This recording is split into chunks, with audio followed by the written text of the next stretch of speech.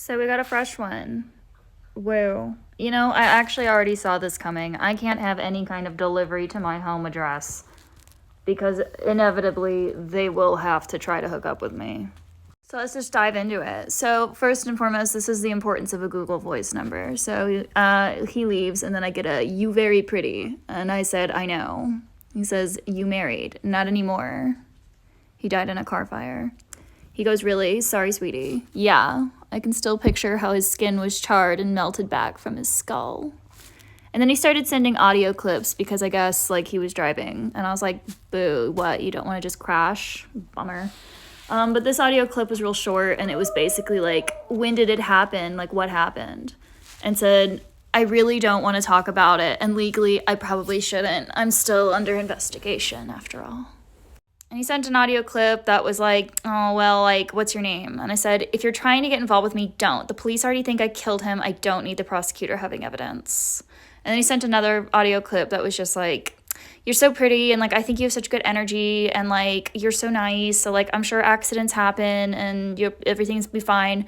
And so I went straight into hysterics. How fucking insensitive can you be? My husband just died in a car fire that I'm still getting blamed for, and you're seriously trying to hit me up? I don't need this. I had to look at his body in the morgue. I had to see his skin sliding off and how his lips were melted back from his teeth.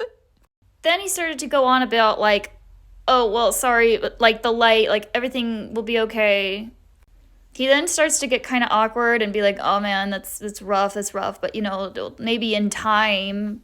So then I go, tell you what, why don't you go get third-degree burns all over your face and have the lower half of your body ripped open with all your entrails spilled into the car seat, and then you can talk to the police officer currently watching my apartment like a hawk for suspicion of arson. And then he goes, crazy. Well, when did this even happen? And said, it doesn't matter when, and it's none of your or the state's business. And then he said, sorry. And I said, you should be.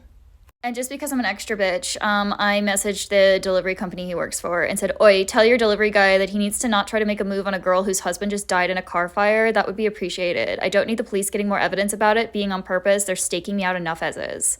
And they go, okay, sorry, anything happened. And I said, if the cops come knocking on his door because he was trying to flirt with me, it is not my problem. Considering this was like kind of a sketchy mattress kind of situation, like the last thing they want is the cops, I'm sure. Basically also reiterating the fact that like I'm getting watched and I'm under investigation. Nobody with half a brain cell is going to want to come back to this place. Especially when they're running a potentially shady business anyway. But whatever, I got a cheap mattress. And I did tell them that if I found any bed bugs or any kind of problem with the mattress, I will find them. Probably not good for that arson investigation.